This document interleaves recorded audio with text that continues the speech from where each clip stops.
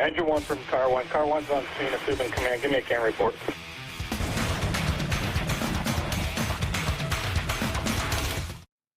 What's going on, everybody? This is Mike Goldstein, Stickers of the C.A.N report. Nozzle Tov, everybody. We're bringing Florida up to New Hampshire here. We've got Logan Broberg of the Rogue Firemanship. I am pumped. I'm pumped to have Logan on here. I've been following him, man, for a while, like a stalker, dude. I literally have been following you for quite some time, and I just love everything you're doing. Obviously, I got your hat.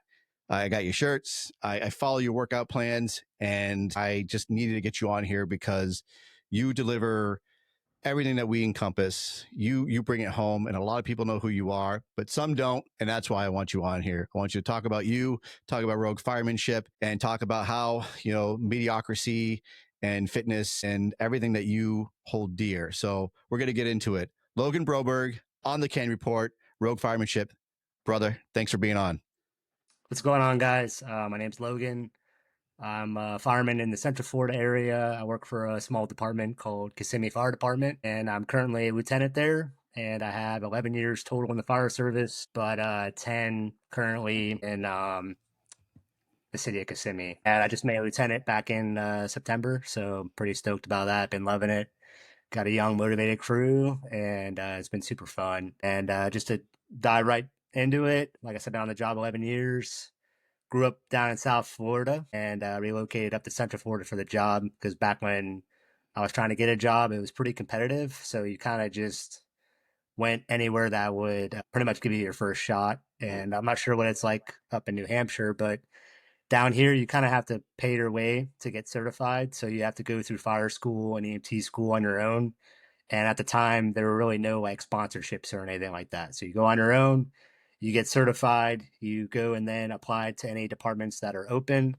And depending on what their testing process is, you may have to take a written. And then if you pass the written, you take their physical agility test and then an interview. And then if you're lucky enough, you get selected. So it took me about a little over a year and a half, almost 2 years out of fire school before I got picked up. I was in medic school and got picked up in my last semester of medic school. So they let me graduate a few weeks early.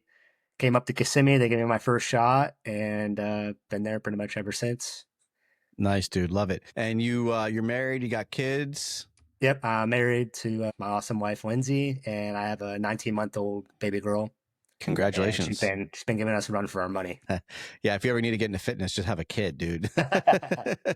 They keep you on your toes, they keep you active. Oh, yeah. Man, that's awesome. So up here, we say Kissimmee. So how do you say it?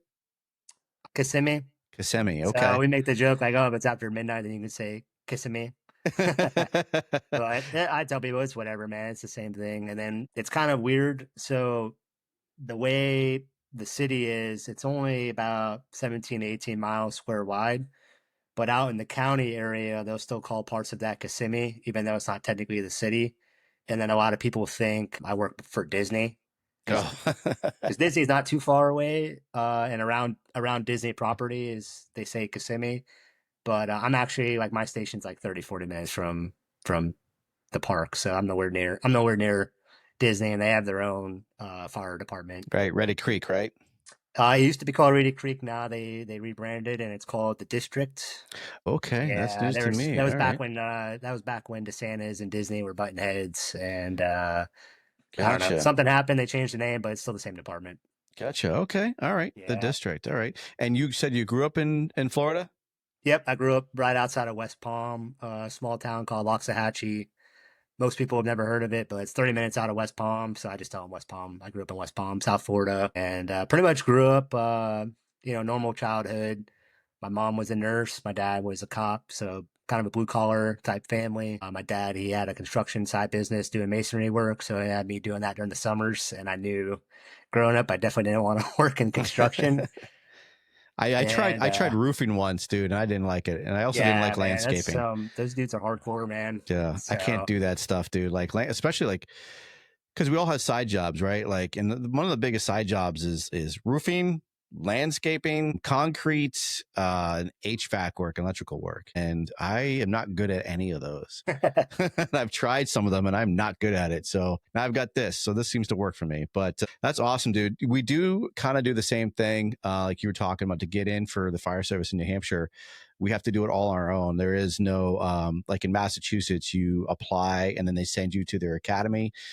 Here, you have to make your own. You have to pay your own way. You have to, usually you can try to get on a volunteer department, and if they have the budget, they'll pay for you to get on the department, and then they'll send you to the Fire 1 and Fire 2. And it's kind of like a farm league. A lot of the volunteer call departments around here, it's like a big farm league. And once you get your foot in the door, then you start applying to the career departments if that's the way you want to go. So it's kind of the same, but you guys have to have your medic down there, right? No, not necessarily. Okay.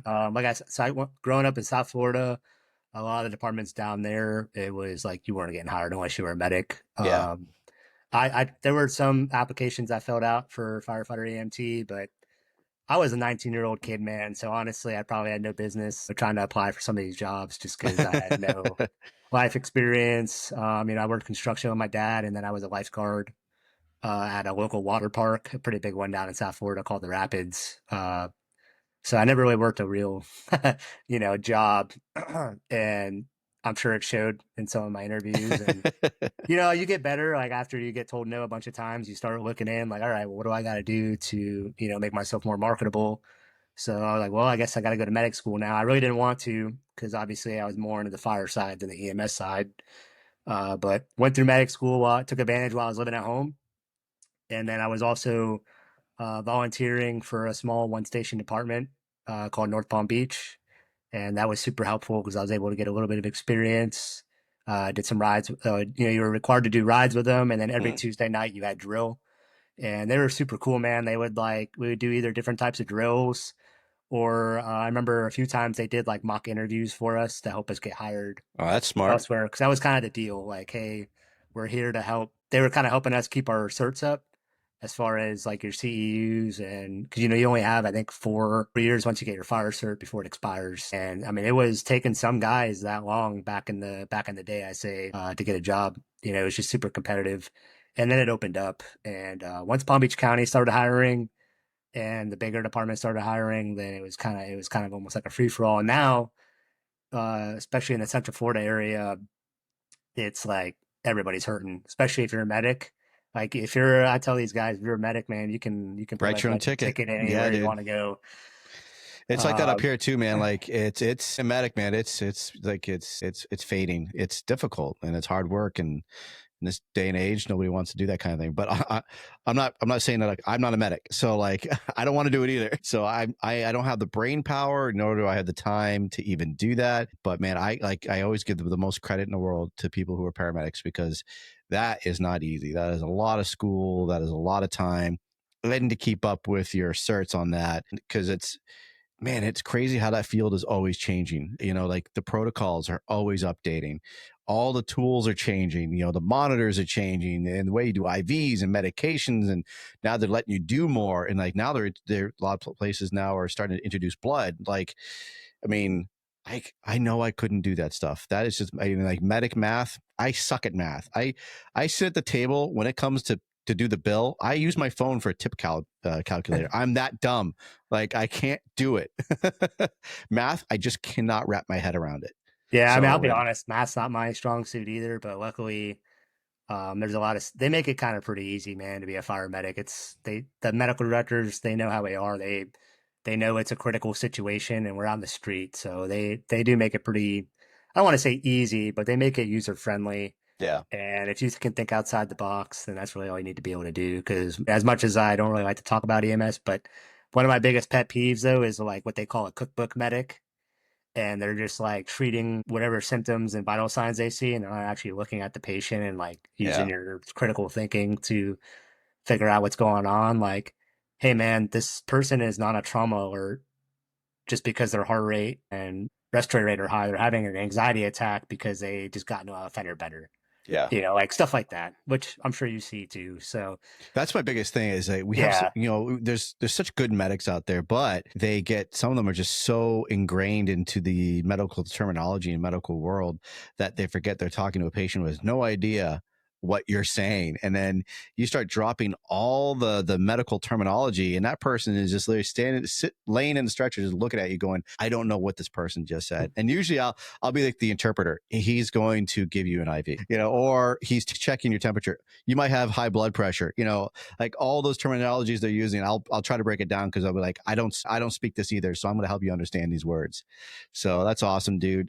So you do love doing medicine. That's great. It is a big part of our field too. Like I'll be honest. I don't love it, but it's something I have to do to be good at my job because it's a requirement for me to be a lieutenant.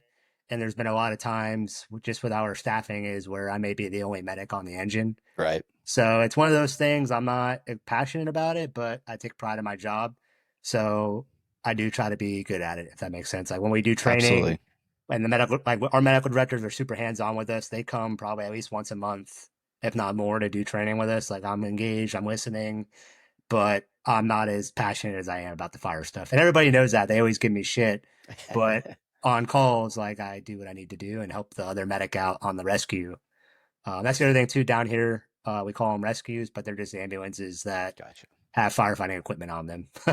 Gotcha, man. Gotcha. Because our department transports as well. So we do it all. We're a one-stop shop, 4 stations, and we got 6 rescues or ambulances, I should say. Mm-hmm. 3 engines, a squad, which is technically like our heavy, and then a tower truck.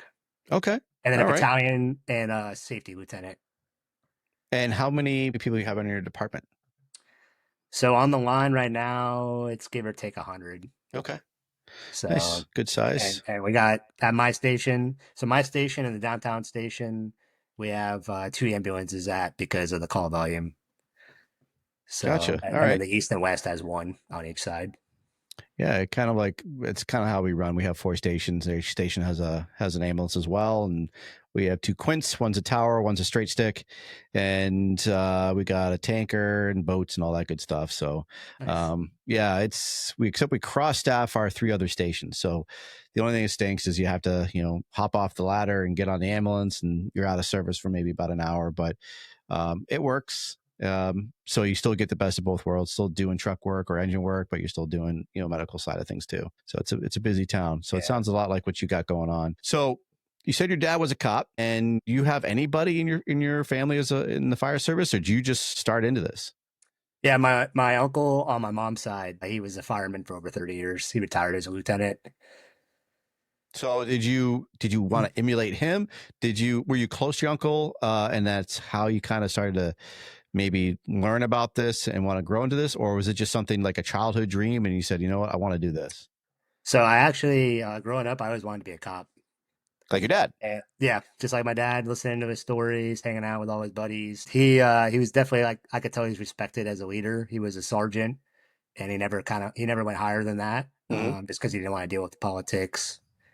And you could tell like he was a true servant leader for his guys. And when I went to his retirement party, you could really tell he was well respected.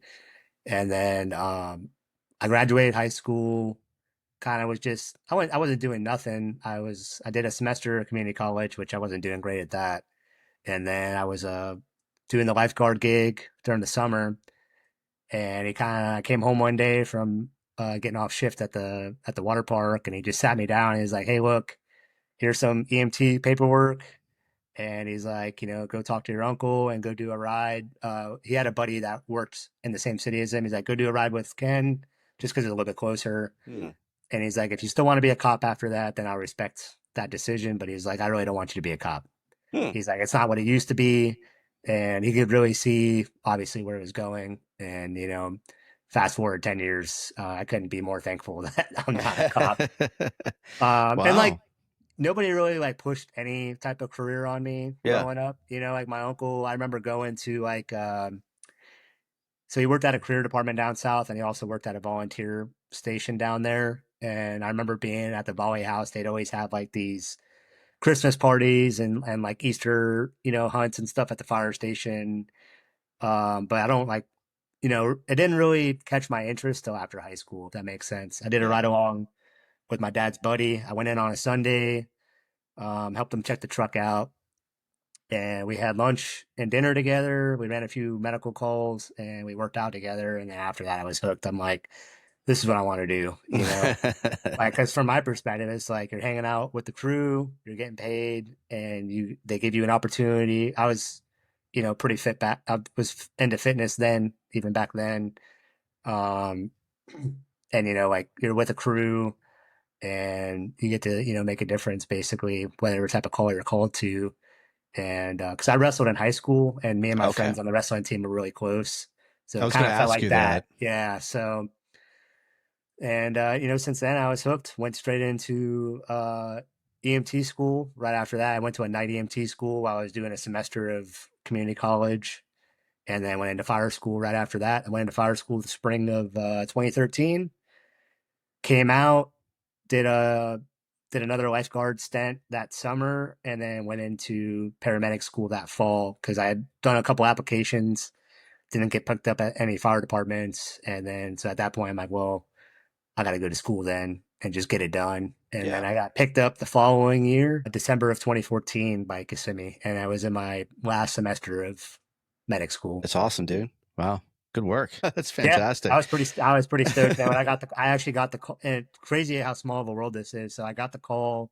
I was doing a ride along at Station 42, Palm Beach County, and got the call that I got the job. I'm like, sweet. And I'm like telling the crew, and one of the firemen on the crew is like, oh, I just came from Kissimmee.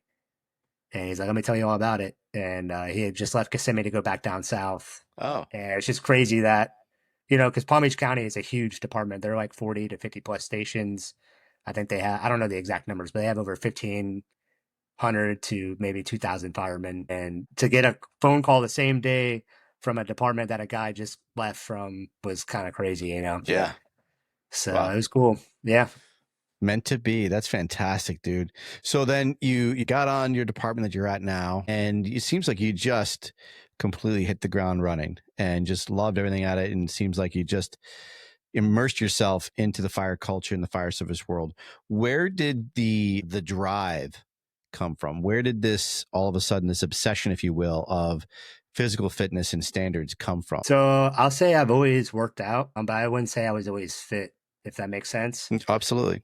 So, like in high school, I had a pretty big gas tank from wrestling, and because obviously wrestling is a tough sport, and our coach was pretty tough on us. We'd go to the track, basically do the track team's workout, then go and wrestle, for 2 hours and grind it out in the room. And so I was relying on my cardio back then, and then when I graduated and got done with wrestling, I was like, well, I want to get big now.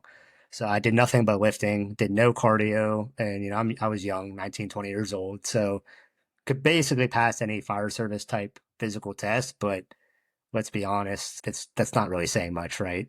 Like Yeah. almost anybody could pass those. So I got on the job, same mentality. Now I'm 21 years old, living in downtown Orlando as a young fireman. I'll be honest, my priorities weren't always how they are now, but I was a young fireman, so I was out partying. That's Orlando, right? Like shit. Yeah, Like, I mean, I live it never up. like I wouldn't. It never affected my job performance per se, but I did what I needed to do. Got off probation.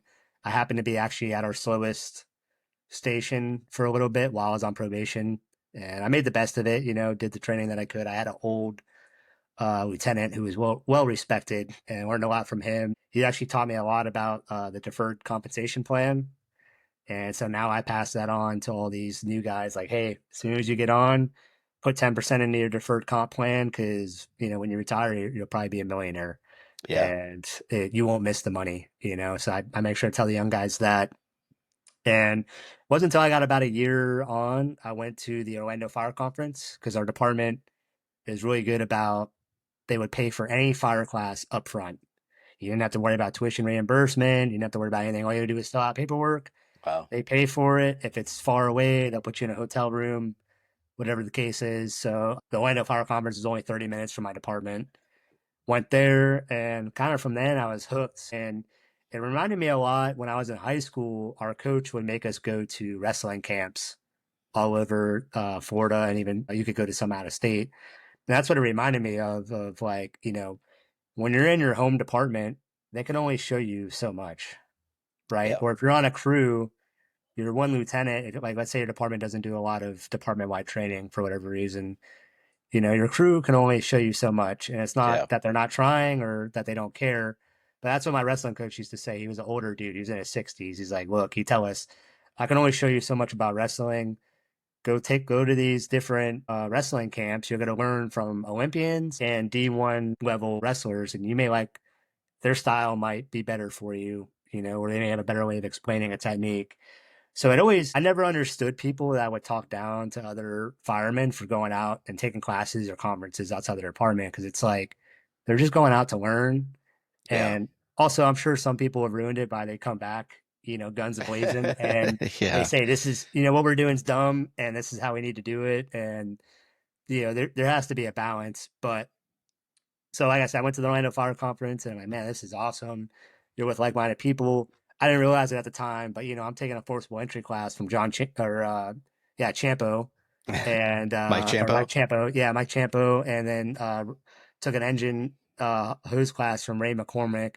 Had no idea who they were, and then obviously as years go on, you're like, oh shit, these guys are like, they got real experience, in an urban department, and I think we've been blessed because Florida, I feel like, is it's easy to justify coming down here if you're from out of state to teach because you can kind of make a vacation out of it. Yeah, man. So like I've been exposed to a lot of different great instructors throughout my career and just been blessed. Have That's kind you of always.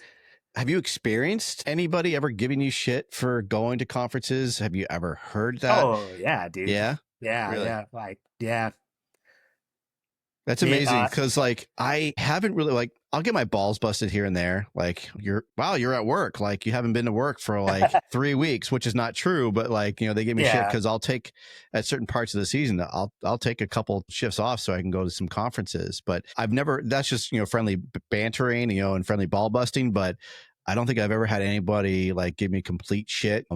Or like really like gave me a hard time for attending conferences on a multiple level. And I've heard about it, but I haven't really experienced it myself yet. So has it happened to you personally?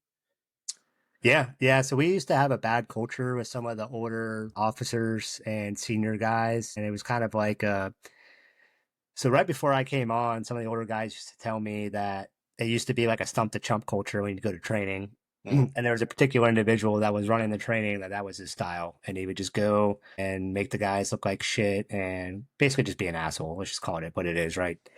And then, he would kind of spread some of that energy to some of the other people when it was kind of a culture of like, well, if you didn't learn it here, then like it's not worth anything, basically. And I had a really good lieutenant. He's still a mentor of mine. He's a lieutenant on my shift on the truck, but he was my lieutenant for a few years.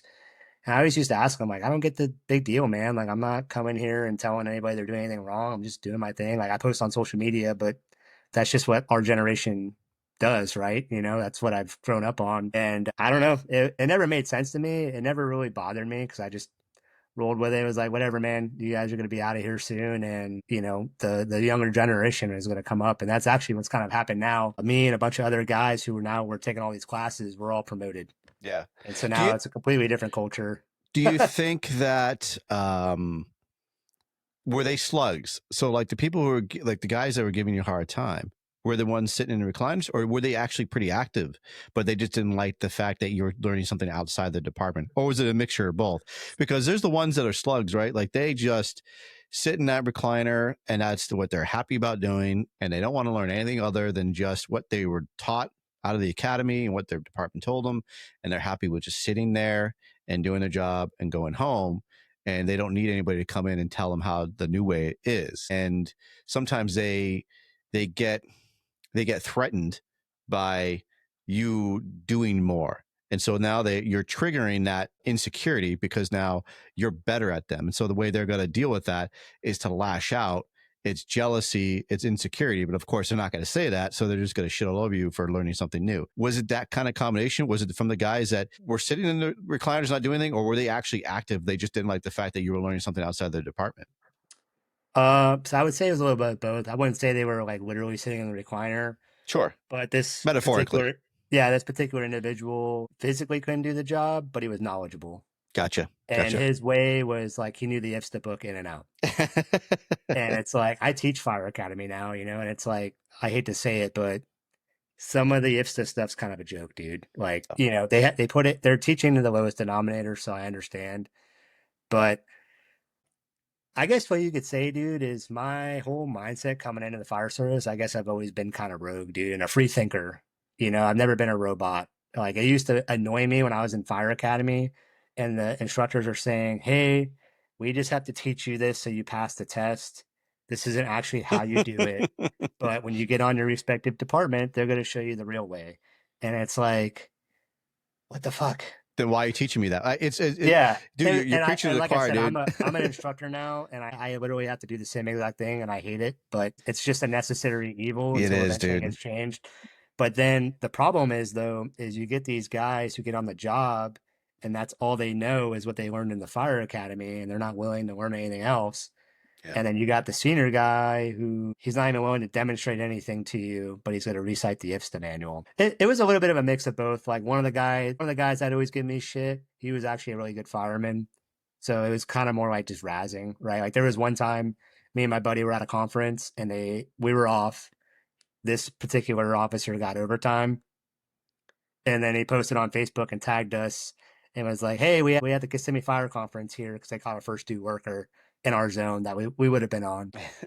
Of course, I'm a young fireman. I'm like, man, fuck this guy, but it was in good fun. But we did have a culture of, I think, like you said, and my lieutenant at the time, he kind of said the same thing. He's like, look, man, they're just threatened because they're not gonna be able to bully you at training because you know what's going on and you can perform it. Right. So, because like this, I've come to learn in my short time in the fire service that these characters are in every fire department. You're always going to have the guy who puts his side job over the fire department and he's running his side job at the department, right? You're always going to have the guy who can recite the IFSTA manual, but he won't go put his gear on and show you how to throw a ladder because he doesn't want to show you how out of shape he is. I'm going to back up real quick. So you like the side gig, like you just said, that's a good point right there. So because of what we do, traveling a lot to conferences, and you're doing your hustle here, right? Rogue Firemanship. Right. We all got these little side projects. Ours are a little more prominent than others. Does people feel like you're putting this over your job? Do you feel like do you ever get any kind of blowback or any feedback of, hey man, you're really focusing more on your social media side of things, or hey man, you're kind of focusing more on traveling and going to these workout sessions or conferences. You probably want to focus more on doing this or focus more on your job. Have you ever gotten that? No, I haven't. Because honestly, I don't really do much while I'm at work with it. Mm-hmm. Other than I'll maybe do one social media post, or if somebody's texting me about workouts, obviously I'll just reply to them. But it's pretty, it doesn't, for me personally, it doesn't take as much time as you would think. And I do a lot of it off duty.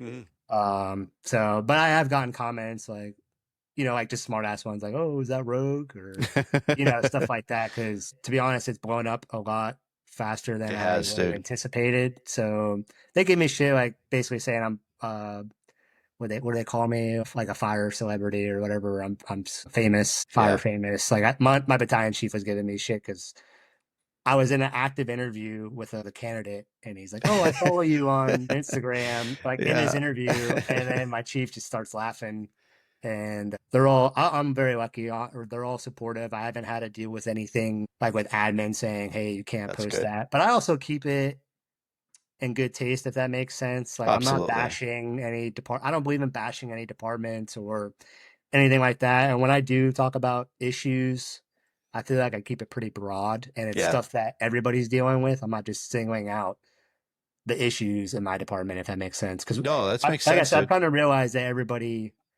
has the same issues. I agree. I agree 100%. Like that. I honestly, for me, I don't. All the hot button issues and topics that come up, I really try to stay out of it, especially for like other departments, whatever they're doing, whatever they didn't do, or there's a shit that's going on. Who am I to make a judgment? Who am I to blast them when I don't have the reports in front of me? I wasn't on that department. I wasn't on the call. Like there's a lot that factors into it. And I am no master of anything. And the last thing I need to do is put my 2 cents because a fire department didn't make the grab or they didn't save the house or whatever the situation is. I wasn't there. I don't have the reports. I don't have the facts. I keep my mouth shut. I keep myself out of it. Yeah, 100%. I'm the same way. Like, I don't know I don't know what that department staffing is. Yeah. Or like, perfect example, right? I saw a video the other day. I don't know where it's from, but the truck turns the corner and the officer's like, "Oh, cool." And then he gives a super smooth size up of a working house fire. And then he gives a size up, says, "Hey, next engine, take the plug." And then you see, and he goes to put his hood on. And then I look at the comments and everybody's like, "Why isn't your gear on?" Yada, yada. And then come to find out, they were coming back from a call and they rolled up on a working fire. Yeah. And it's like, I've just learned, dude, you're damned if you do and you're damned if you don't. And you're never going to see me on my page bash any incident because I don't know the facts. It's a tough world, man. It really is. It's especially like training videos. I've had this conversation many times now, and man, we eat each other up.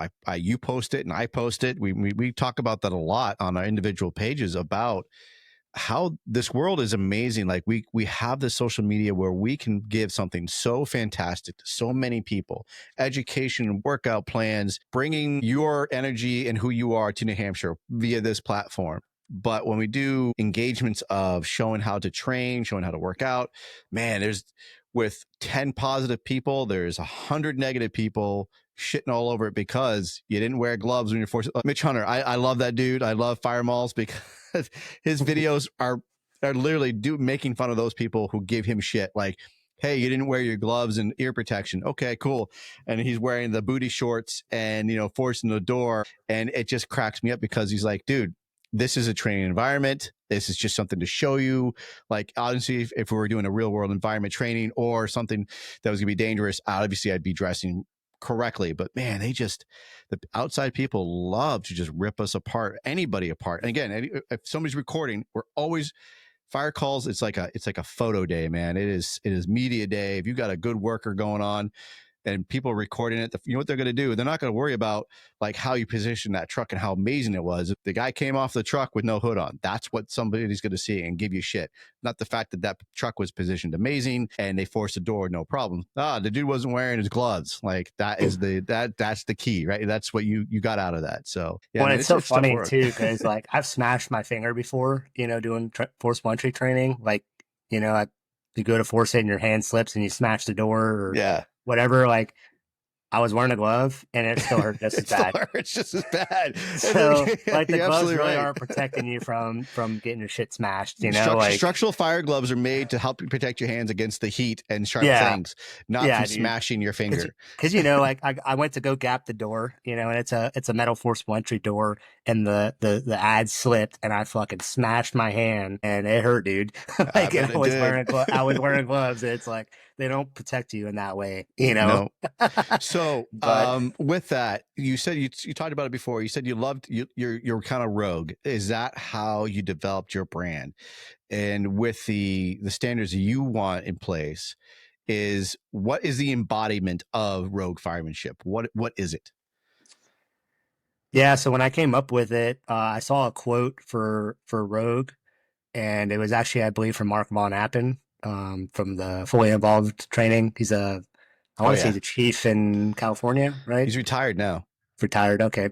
I was following a lot of his stuff, and his definition of rogue was like firmly adhering to one's purpose, regardless of any outside factors and all that stuff. And that just always stuck with me, and that's kind of always been my life. I'm not the best at anything. I'm just an average dude, but I've always been a free thinker. Anybody who's done anything great or against the grain, like they were all rogues, right? Like, Albert Einstein, he was a rogue, right? Yeah. Abraham Lincoln, he was a rogue. Benjamin Franklin, all those guys, George Washington, the dudes who dumped all the tea off the harbor for, because they were tired of getting taxed, like all that stuff. And then as far as like firemanship, I truly believe that it's a craft and it's an art, so I just put them together and I thought it was a good name. I really liked it a lot. And I had Alec from Duke State Graphics make all my graphics. I love Alec. Just kind of took off from there. Yeah, it was kind of crazy. When I was making the company, I'm like, well, I need to find a graphics guy. So I literally just type in fire graphics on the Instagram search, and his page popped up, and it was like a newer page. I don't, I think he was just doing stuff for like himself. Like he just made his, uh, his Duke graphic, you know? Yeah. He only had like a few posts. So I messaged him like, "Hey man, my name's Logan. I'm from Florida. I'm starting a new company. I'm like, do you do commissions?" And he's like, "Oh, I've never really, done them yet, but tell me what you got." And so I told him, and he made my the first logo he made was the boxer logo, and then the Lockwood logo, and then it just took off from there. So I It's like awesome. a few months would go by, I'd get another wild idea like, hey man, can you make this happen? And he would, and because I'm the type of dude. I'm like, I don't want to be a pain in the ass. I know how hard it is to make a design. So I'm Yeah. like, but I'm like, hey, can you just tweak this here? But it was awesome because I think we kind of have the same mindset. We both kind of come from like that skater, like punk rock, background, and we just kind of jived really well. And honestly, it wasn't a lot of like back and forth. He would just send me a design, like, oh yeah, dude, I like that. Just let's roll with it. And it was crazy. I didn't even know he was colorblind. So like he's It's making these it's badass graphics I and love his colorblind. artwork. I'm the same way though. Like now, like I love what he did for me, and it's the same thing. It's like, oh boy, he's gonna regret ever teaming up with me because I'm always shooting him ideas. Hey, can you do this? Hey, what about that? And he's like, Yeah. I'm super busy, but I'll see what I can do. And I just want a humble, amazing guy to deliver such great work, and he stays true to his craft, and it's very him. And I really love that. Like anybody who sees his artwork, that's going to be Alec Davis. That's Duke State, and I absolutely think that's fantastic. And I love your whole image, the Rogue firemanship. Like you said, it's like, Ben Franklin being Rogue and George Washington being Rogue and the Boston Tea Party. And I think honestly, as in the fire ship for me, your method, your statement, I take that as well. Stay rogue of doing the right thing, staying rogue of speaking up for other people. That's how I embody that it's not just, I think some people I'm not speaking for you, but for me, I find it as doing something against the grain and doing something that's right, doing something that you're not going with the status quo. If someone's picking on somebody, or if somebody needs help, mentally, physically, or they're not getting something, instead of standing there and pointing at them because everybody else is doing that, you can step forward and be that person and help them throw that ladder. Show them a better way to dress up. Show them a better way just to be a good person. Be rogue and stand out in the crowd and don't be a sheep. And I love your message of Yeah, what you do with 100%. that. Yeah.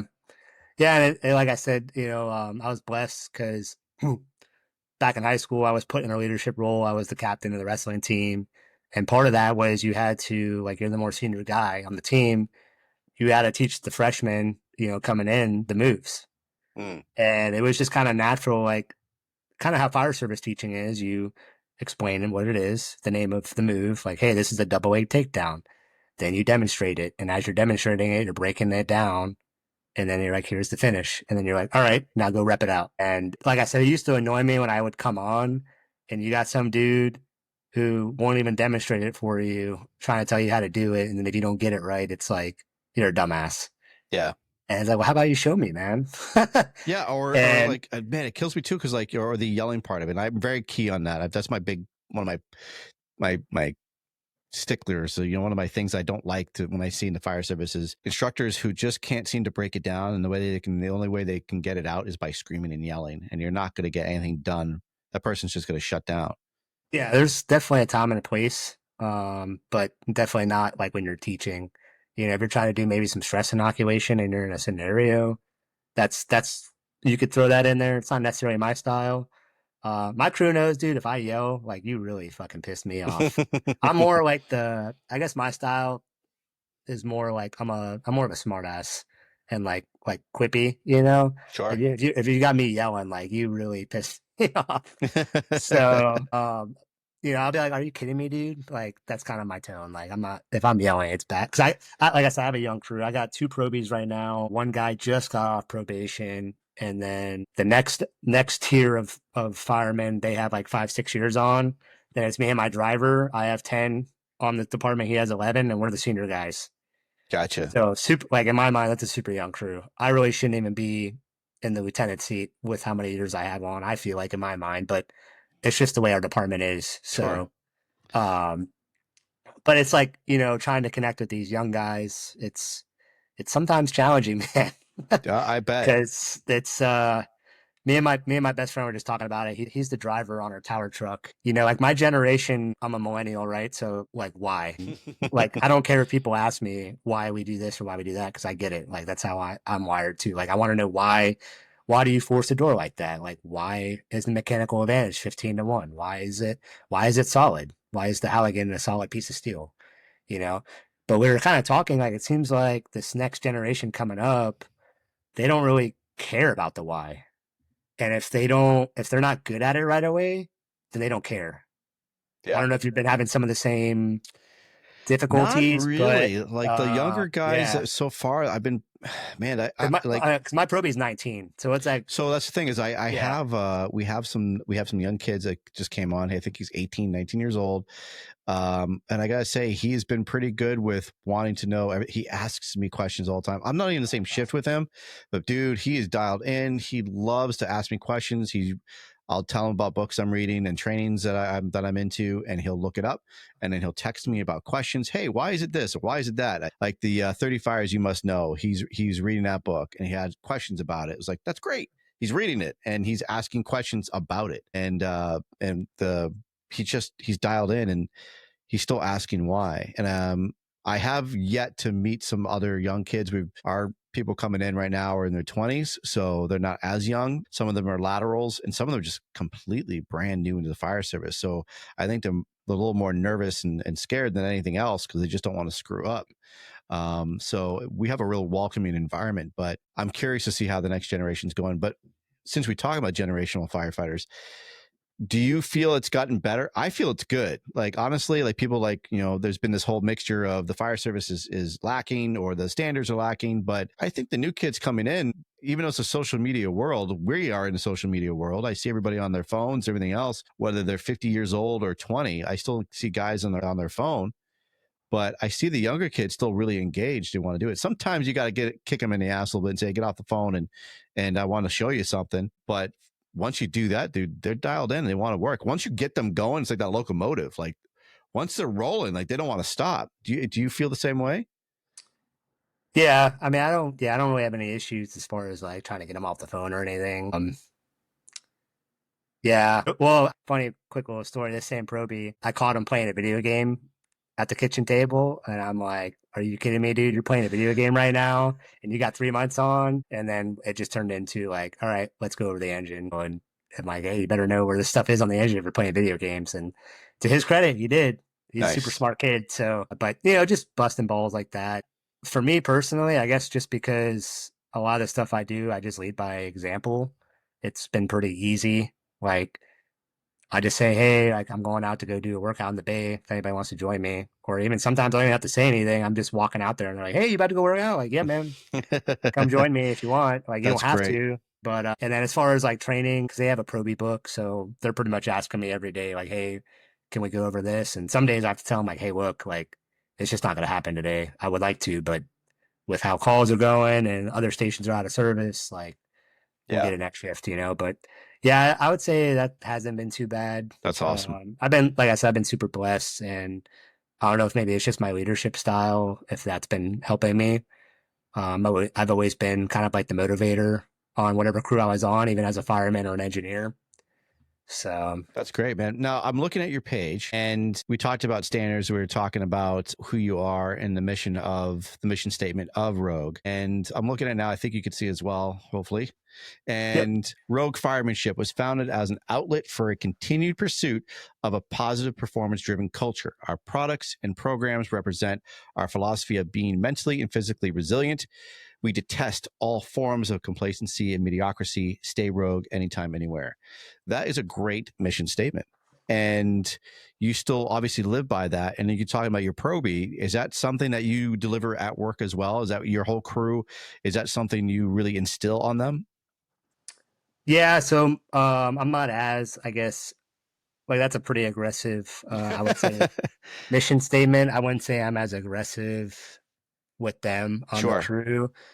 I sat them all down, and then as I get new guys, I sit them down. I have a quick little expectations talk, and honestly, I keep it super simple.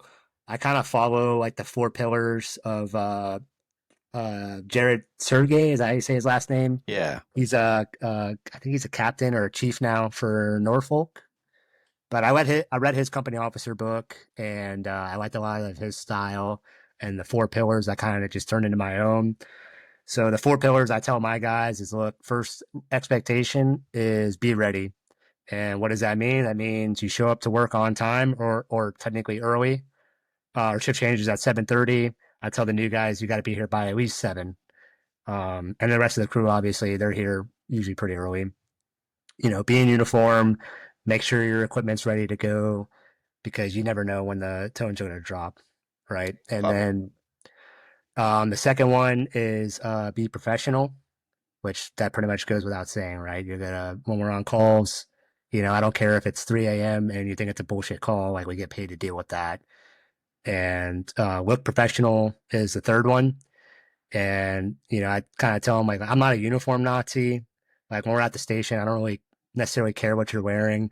If you don't have your department PT shorts and you just wear some shorts so you can work out, like, I'm not going to gig you on that. Like, I'd rather you work out than not be in your Right. PT uniform shorts. But when the tones drop, shirt tucked in, hat forward, like, look professional.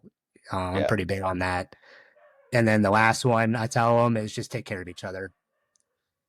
I love And, it. as far as that goes, like, hey, one person's going to cook dinner for the crew. We all take turns, figure it out. I don't care if you don't know how to cook. I always joke, I say, hey, look, you have this little machine of knowledge, right? Like this sweet machine of knowledge. You can look up a Pinterest recipe, look up easy firehouse meal. You can, figure something out. And, don't fuck each other over onto the ambulance. Like they're really good about that. They don't. That's great. But I just keep it simple, man. And I feel like that kind of takes care of itself. Going back to being ready, that encompasses training, fitness, all that. Kind of give them like a little, not a speech, but I just talk to them kind of how I'm talking to you, and I Mm-hmm. ask if they have any questions for me. And then I tell them like, hey, next shift, if you want, like, give me some of your expectations. I say, I don't expect you to ask, or I say, I don't expect you to give me your expectations right now because I'm sure you've never been asked that. So I usually give them a shift to come back, and they come back. It's usually pretty much what I asked of them. And then a big one that I've been asked is to like look out for them as far as like departmental stuff, if that makes sense. Absolutely. Like to fight for them. Yeah. But I told them, and that's the other thing too. I tell them in my expectations that I kind of steal a quote that I saw, and it's the rules are never more important than the mission. Hmm. And I truly do believe that. And I tell them at the end of the day, if whatever you do is right, I'm going to back you up 100%. Love it. Because policies aren't always black and white. We Yeah. live in the gray sometimes. But if you are late or you lie or you do something that I can't defend, like you're on your own. That's my big thing. I say, don't lie, obviously, don't cheat, don't steal. Those are non-negotiables because I can't back that up. But, Yeah. If you break a policy to save somebody or whatever the case is or make a difference, like, for instance, we're not necessarily allowed to have riders in the ambulance, but there's certain situations where you gotta let the family member ride, right? And it's like, what's the better customer service? Or another one I've been told before, which is not written anywhere, but I've been told we're not allowed to reset fire alarms. Okay. But when you're at an apartment complex and it's 3 a.m. and you got hundreds of people standing outside and they're trying to go back to bed, like, what would I want if my wife and daughter run an apartment? Yeah. I would want the fire department to just reset the alarm if there's no emergency, because we all know these fire alarms, they get trouble alarms and all kinds of stuff, and there's no issue. It's just they need to get the alarm serviced. The emergency contact's not coming out because it's 3 a.m. on a Saturday night. Like, so just stuff like that. Just do the right thing. Yeah, do the right thing. Yeah, man. I like it. So, Now, I'm going to talk about the other programs that you're a part of. You are part of the Crucible with Spera and Marcos. And how did you come about that? And I touched on it with Marcos a while back. So how did you team up with all of them? How did you get involved with them? So we had kind of just been like in a group chat together and just been sharing ideas and workouts back and forth. And John was helping me and Marcos kind of spread awareness of our page and has been super instrumental on that because obviously the Fit to Fight Fire page has been been a pretty popular page now for many years. And he kind of like, I think he called me one day and was like, "Hey man, what do you think about a class where we do 12 workouts in 24 hours?" And he's like, "I'm thinking about calling it the Crucible." And I'm like, "I mean, I don't know, dude, but I'm in." I can't remember if Marcos said how I felt, but they wanted to do it in Denver, and I was super, super worried because of the elevation. Yeah. I had never experienced elevation before. So we went and we trialed it to make sure it was something doable and that we can taper the volume to be appropriate so that somebody really gets something out of the class. And like I said, it was kind of John's idea. Me and Marcos were like, hell yeah. It kind of scared me a little bit, which is a good thing. And we had our first class back in May. And it was in my opinion, I think it was very successful. We had 19 start, I believe, and 17 graduated. That's really good. That's awesome. We just actually did a quick little podcast last night to have some of those guys come on and share their experience, which John, I think, should be releasing that soon to kind of help spread some awareness of the class. But it was one of the best experiences of my career so far, man, just being part of that, seeing these guys just push through what they thought what their limitations were, and then seeing them come out on the other side, with that experience. And you could tell it changed some of them. And it was just super humble. I was super humbled, honestly, to be part of it and to witness that and to encourage them. It's a completely different environment than some of these other classes. It's nothing but an environment of encouragement and love and care, but there is a standard. You still have to meet the standard, and we do keep it safe. So, like, if you're having a medical issue, like, we're not going to let you push on, because it's not worth hurting yourself or going into rhabdo over, but it's been awesome, man. And I'm hoping it grows. We're going to have our second class in October. Okay. And we're going to see how it goes. And like I said, it was John's idea because I don't know if I would have ever thought of anything that crazy.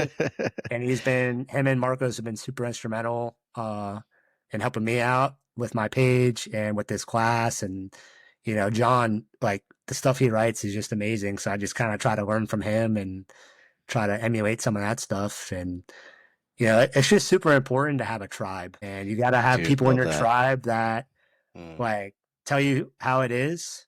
They're not going to sugarcoat anything, but they're doing it out of love, and they're going to push you to be better.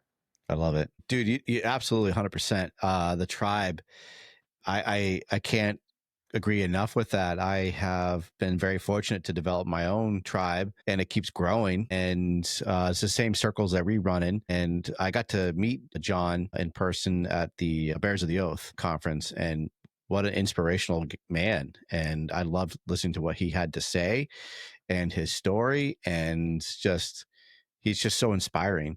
And you've nailed it though, with the knowing who you're going to have in your tribe, knowing who you can trust, who's there to build you up, not to tear you down and not to hold you back.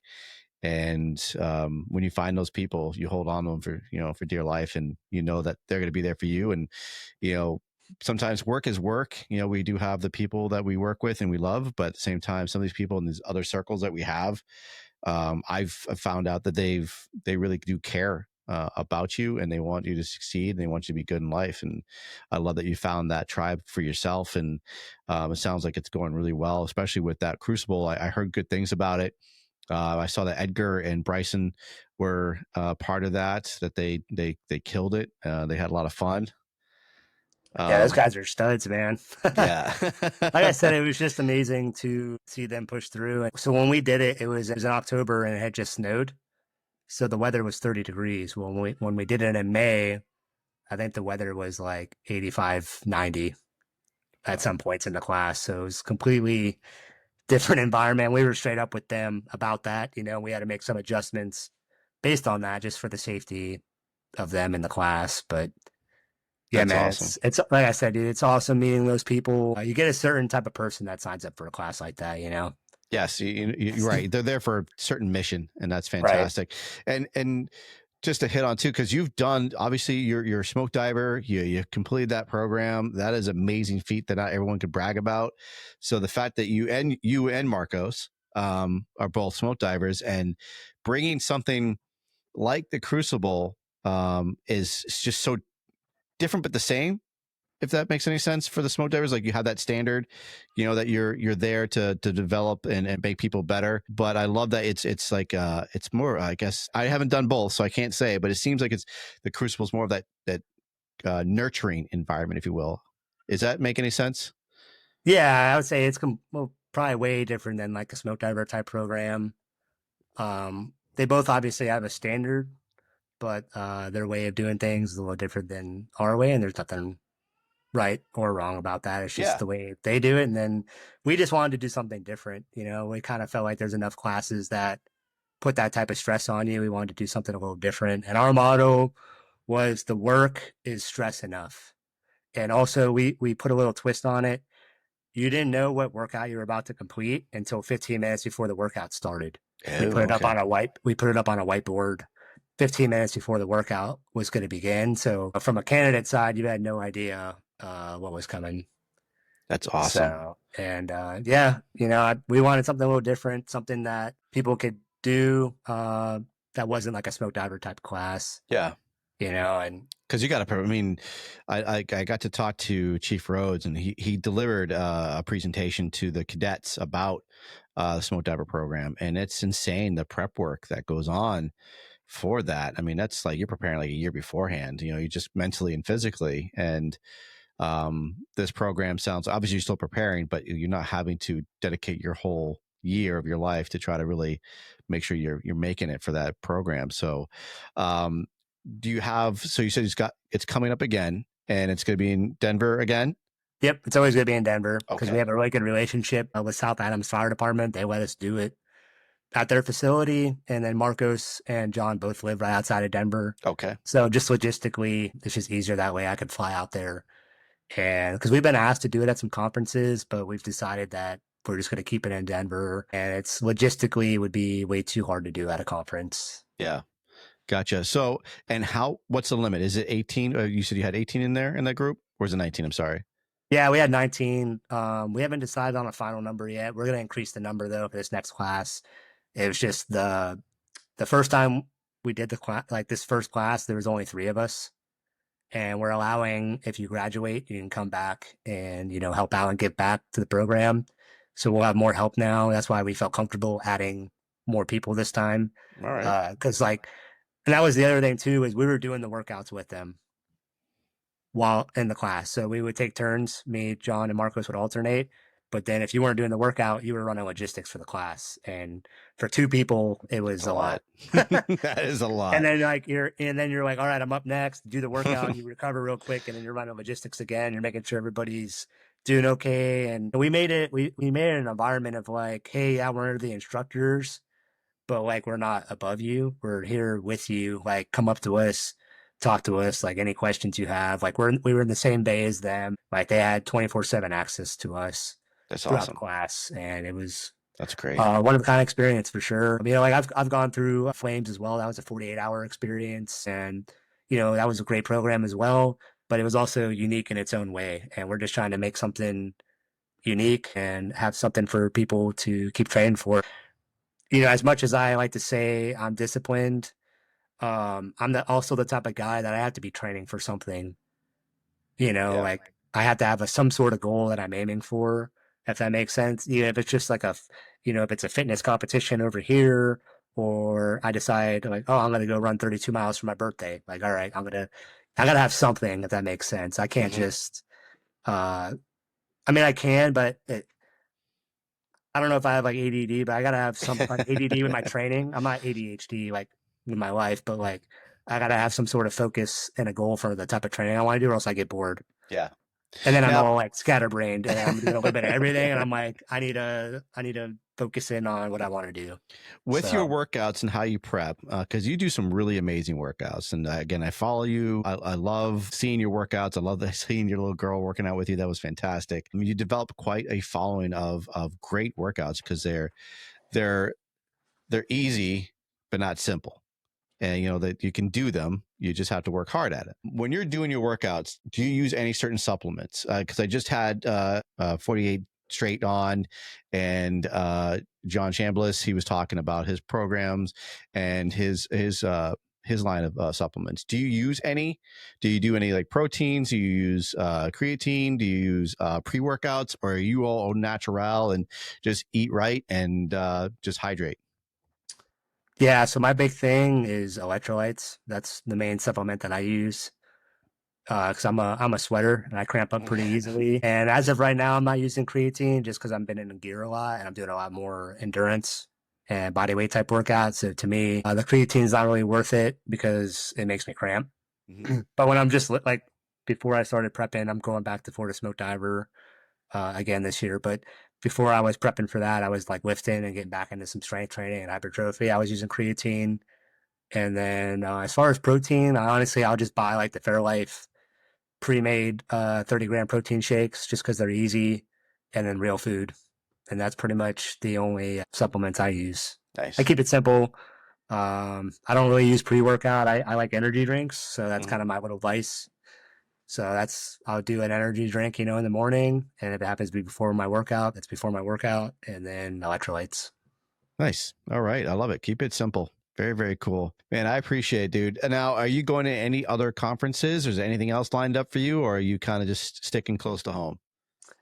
Yeah, so in September, I'm flying with Marcos out to Oklahoma to the Midwest Fools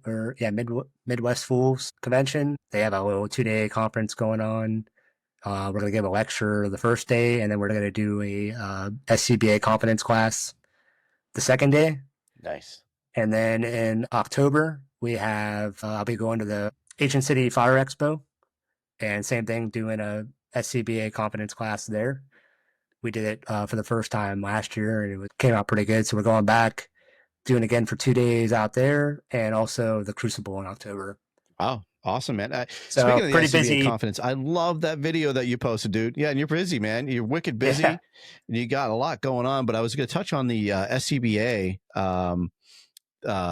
video that you posted. That was a good one, dude. I really liked that very much. It's a good thing to practice, and it generated a lot of views. And I love you bringing that to the table because not a lot of people do that. And it's a hard drill to do, is doing a hot swap out like that. That was really cool. Yeah, especially because obviously a lot of people now have the quick connects, Yeah. which we do as well. We switched to Draeger and we got the quick connects for those, but just a little it was an older video, but I just reposted it kind of just to basically just create discussion because I know a lot of people are against the hot bottle swaps. And I'm not denying, I don't think it's the most practical drill anymore. It's an old school drill, but I think it still has relevance because it's making you understand your air pack and be able to operate it under stress. And by stress, I mean you're holding your breath. Yeah, that's what I'm There's saying. nothing It's a more lot stressful than of that. that is a lot of So, breath control, man. You and it's really have safe to hold your breath for a while because to do worst that. case, if you feel like you can't breathe, then you just break the seal on your mask, right? When you're practicing in the bay.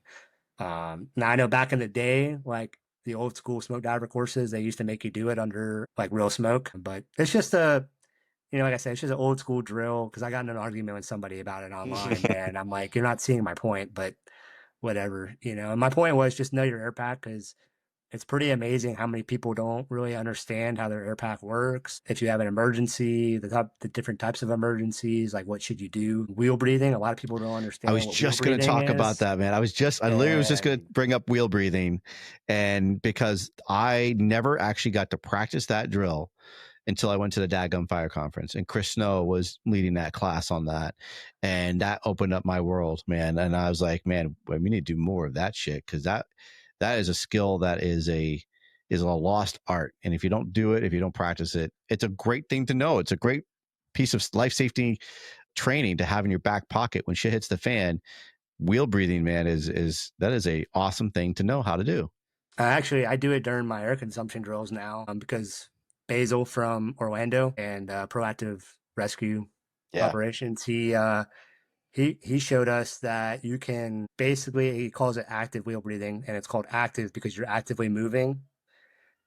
You shut your bottle down until like a quarter turn or whatever you need to get some air.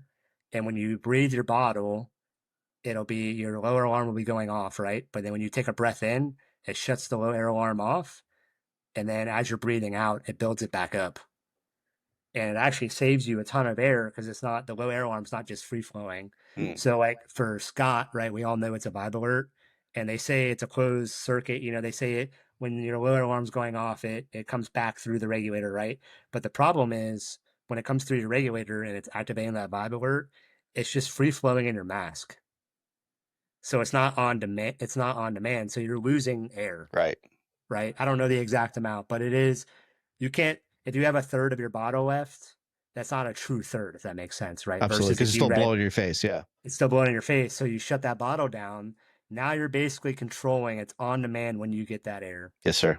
and it's not as bad. And I've been able to get like an extra 8 to 10 minutes out of my bottle by doing that. So, and you're Wow. able to move instead of just sitting in a corner waiting for somebody to get you, which there's obviously a time and a place for that, but it was just a different way of doing it. And like I said, Basil kind of showed us all that.